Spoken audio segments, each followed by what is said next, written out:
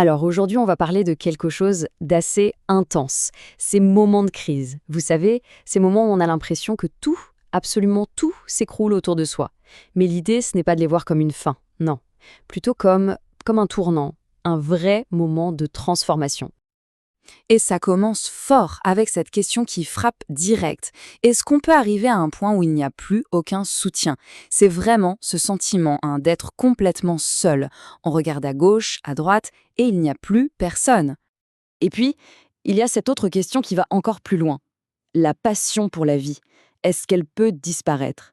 Ça parle d'un épuisement total, d'une déconnexion si profonde que, même la petite flamme à l'intérieur semble s'éteindre. C'est un sentiment que beaucoup de gens ressentent, mais c'est souvent un sujet tabou. Bon, alors entrons dans le vif du sujet avec cette première étape. Notre source, elle appelle ça les moments d'effondrement. C'est vraiment cette phase où tout ce sur quoi on a construit sa vie, ça commence à se fissurer de partout. Et attention, ce n'est pas juste un mauvais jour. Non, c'est comme une cascade, une série de coups durs. Les piliers de la vie, un par un, ils s'écroulent. Le travail, l'argent, les relations, même les amitiés, tout ce qui formait notre support, pouf, ça disparaît. Et ce qui reste, un épuisement psychologique total. Le sentiment d'être vraiment, mais vraiment seul au monde. Alors, qu'est-ce qui se passe après ça, après cet effondrement? Il y a une sorte de retraite. Et là, la source utilise une image très très forte, celle de la grotte. C'est vu comme une période d'isolement, mais une période nécessaire pour se retrouver soi-même. Mais attention, la grotte, ce n'est pas juste un endroit où se cacher du monde, pas du tout. C'est un espace actif, même s'il est solitaire. C'est comme une plongée forcée, un voyage tout au fond de soi, dans des recoins de l'âme qu'on ne connaissait même pas. Et c'est là, dans cette grotte, que le vrai changement s'opère. On arrête de fuir, on arrête de se cacher et on passe à la confrontation. Le moment de vérité, seul face au miroir. C'est un changement radical de perspective. Imaginez une boussole interne.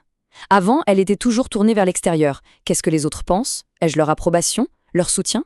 Et là, soudain, cette boussole fait un 180 degrés. Elle se tourne vers l'intérieur. La seule direction qui compte maintenant, c'est sa propre vérité, sa propre liberté. Et cette phrase, elle résume tout. C'est vraiment le moment où tout le bruit extérieur s'arrête. Plus d'avis, plus d'attente des autres, il n'y a plus de filtre, plus de masque, il ne reste que soi, face à soi. Peut-être pour la toute première fois en fait. Et c'est là qu'on comprend que ce n'était pas une fin, loin de là. Cet effondrement complet, c'est en réalité le point de départ, le début de quelque chose de complètement nouveau, de beaucoup, beaucoup plus authentique. Voilà le point clé à comprendre. Toucher le fond, ce n'est pas un échec. C'est une fin de cycle. C'est comme faire un tour complet sur soi-même, arriver à 360 degrés. On a bouclé la boucle d'une ancienne vie, d'une ancienne manière de fonctionner. Et ce qui est génial avec un cercle, c'est que 360 degrés, c'est aussi 0 degré. Le point d'arrivée est exactement le point de départ. La fin de l'ancien cycle, c'est immédiatement le début d'un nouveau.